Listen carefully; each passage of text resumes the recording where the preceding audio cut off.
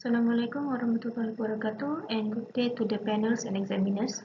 My name is Ainin Sofiya binti Gazari, an undergraduate student under the supervision of Dr. Ridhwan bin Jumaidin. In my presentation, I would like to report on my Bachelor degree project 1 titled The Development of Biodegradable Packaging from Cassava Starch and Coconut Husk Fibre in Mechanical Properties.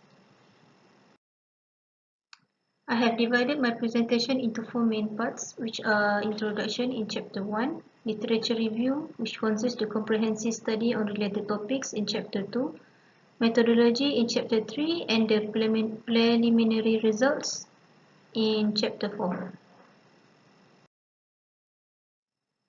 Human waste, especially the plastics, have been built up in our grounds and oceans, posing an imminent threat, not only to nature, but to humans as well. As environmental impediments such as non-biodegradable waste products, plant waste and mountain of garbage are documented, current environmental challenges become more apparent. There are limited disposal space and expanding incineration capacity necessitates substantial capital expenditures and increased environmental dangers. Because of these toxic environmental consequences and related hazards to consumer health, conventional petroleum-based plastic food packaging material are declining in demand. These issues have influenced the design and development of ecologically sustainable and renewable materials as alternatives to non-biodegradable materials. Next, huge accumulation of plastic garbage has a negative impact on the environment owing to its indegradability. Nevertheless, the solid waste management has become a critical environmental concern, mainly plastic waste originating from petroleum. One of the resources with the ability to replace polymers derived from petroleum is starch. Due to its abundance in nature and better economic feasibility, starch is a good alternative for developing biodegradable packaging materials. Second, the coconut husk produces an abundant amount of wastes every year. The open burning of coconut husk adds considerably to carbon dioxide and methane emissions, as shown in Figure 1.4, the huge accumulation of coconut waste. There are three objectives in this study, which are to prepare a composite of biodegradable thermoplastic cassava starch and coconut husk fibers. Second, to evaluate the mechanical, thermal, and influence of the fiber size on a biodegradable thermoplastic cassava starch reinforced with coconut husk fiber composite.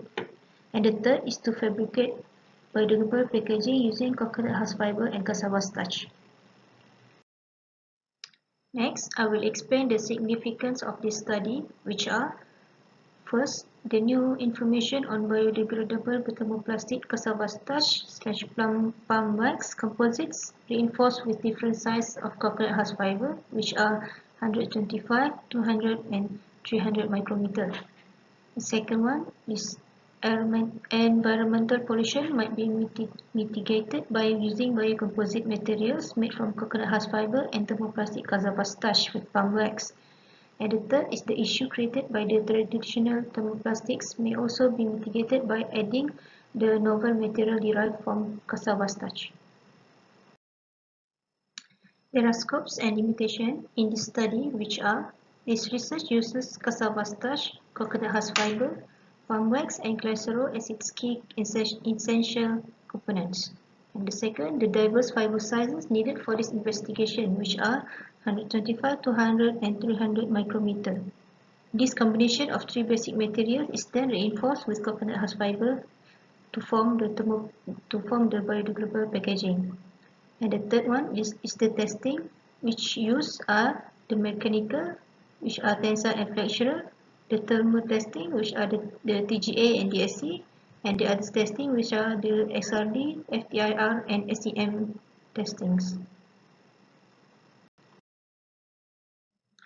Starch is a natural polymer with affordable price, vast availability, high purity, non-toxicity, and biodegradability.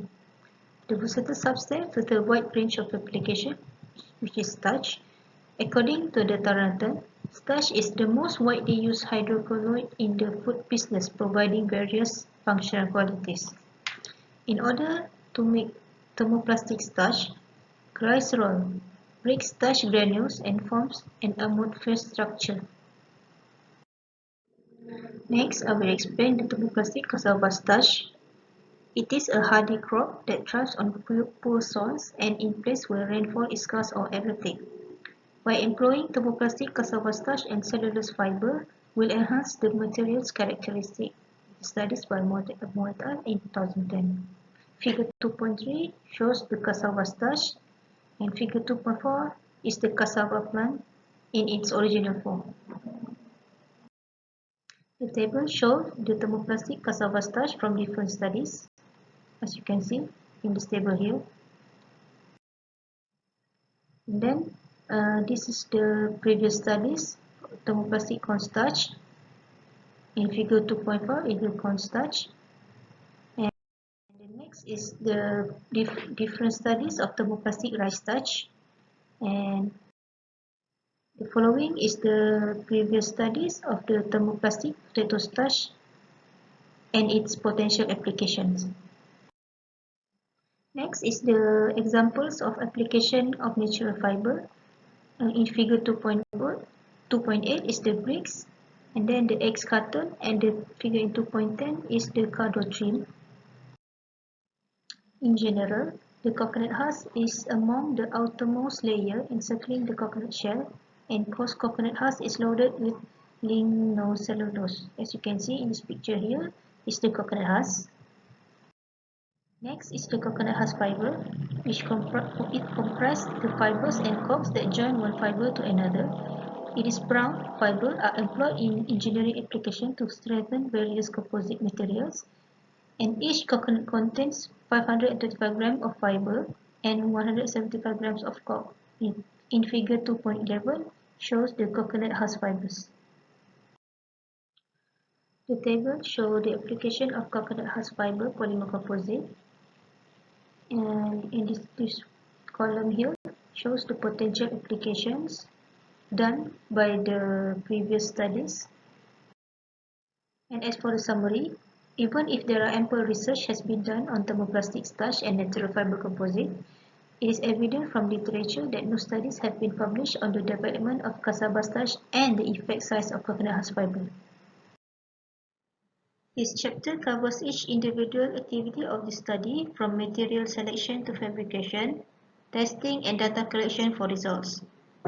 The raw materials used in thermoplastic cassava starch reinforce the production process, and the test will be used to determine the raw materials properties.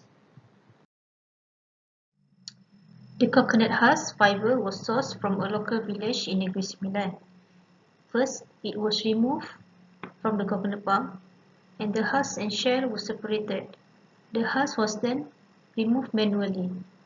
Then, the long coconut fibers were shredded and ground in a grinding mill to produce the coconut fiber. Before it was transferred to the vibration vertical sieve, the shaker, where they were sieved and retained with 125, 200 and 300 circular stainless steel silver. And then as a result, the different size of coconut husk fiber is produced. As for the fabrication of thermoplastic cassava starch with palm wax, first, the thermoplastic cassava starch, glycerol and palm wax are weighed according to the percentage ratio. And then before premixing the thermoplastic cassava starch samples, the glycerol and the palm wax were added to a dry mixer at 120 rotation per minute for 5 minutes at room temperature. And then the resultant mixture was then thermopressed at 155 degrees Celsius for 60 minutes, and then it was cooled for 20 minutes before the specimen is formed. The fabrication of thermoplastic cassava starch with palm wax and coconut husk fiber are similar with the previous thermoplastic cassava starch with palm wax process. The coconut husk fiber prepared earlier was kept in an airtight container to prevent from absorbing moisture from the surrounding environment. The integration of coconut husk fiber in this portion was determined by the fiber size of 125, 200 and 300 micrometer size. This is the composition of thermoplastic starch of coconut husk fiber content. The weight is 46.56 gram and the coconut husk fiber is 11 and 64, as in 20% from the overall 100% of the 58.2 gram ratio, 58.2 gram samples. As for the mechanical testings that will be used in this study are the tensile and the flexural test. The tensile strength, strain and modulus were determined using tensile testing. The tensile properties results will be determined by calculating the data mean.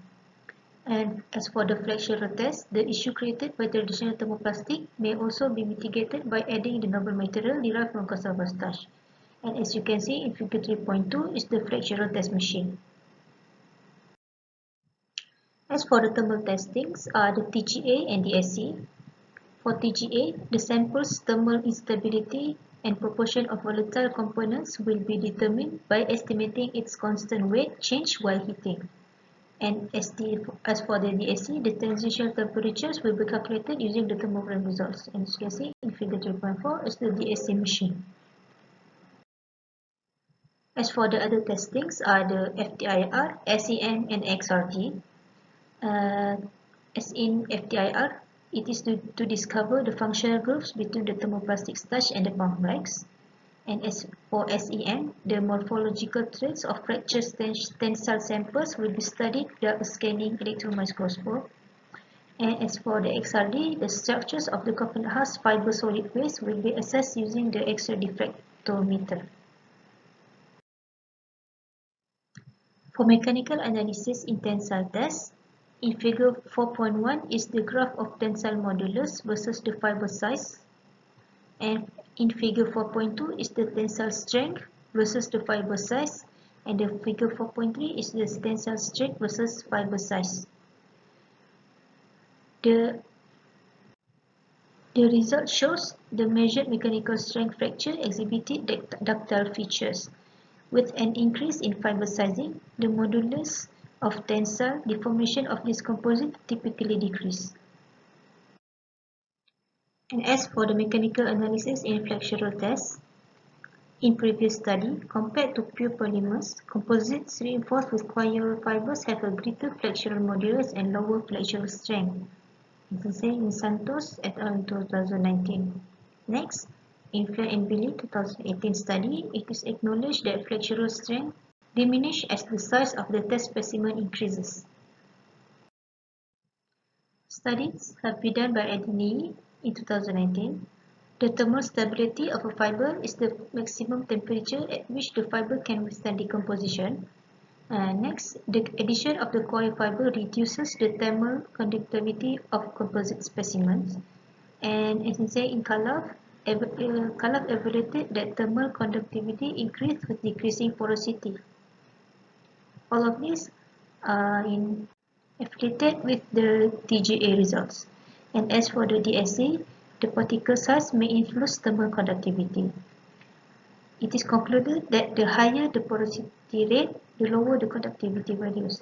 And as the particle size grows, the conductivity values drop. This may be due to the compaction and alignment of the fibers during compression. And as for the preliminary for other analysis, which are FTIR, XRD, and SEM, in FTIR, it reveals that the high presence of chemical components in coir materials. It will demonstrate the partial elimination of extractives from the fibers and the effectiveness of the different fiber size. And as for the XRD, when raw coir fibers undergo bleaching or heating, the fiber diameter and crystallinity will drop and increase respectively. And in previous studies on SEM, smaller fiber reinforced composite exhibited a higher crystallinity and melting temperature. The size, chemical composition, and shape of the fiber directly impact the interfacial adhesion between the fiber and the polymer matrix. In figure, in this presentation, shows the PSM1 Gantt chart for this semester. And lastly, for PSM2 Gantt chart, this is the expected timeline for PSM2.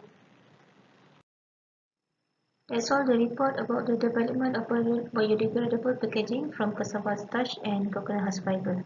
Thank you.